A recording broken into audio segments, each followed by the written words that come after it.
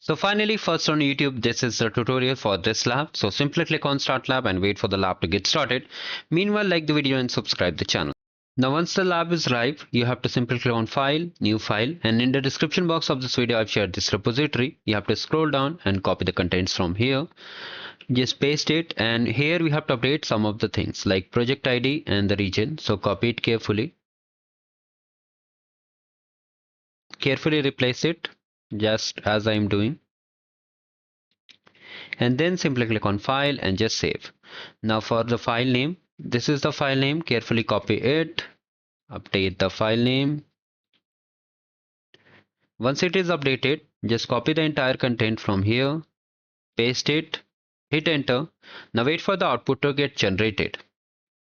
So finally here you can see we have got the output. If you get any error, simply restart the lab and try again.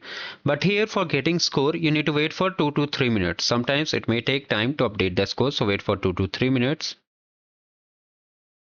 If you still face issue, you can simply rerun the command again.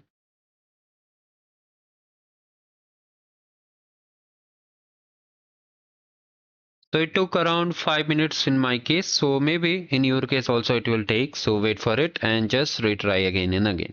So do like the video and subscribe the channel and have a great day ahead.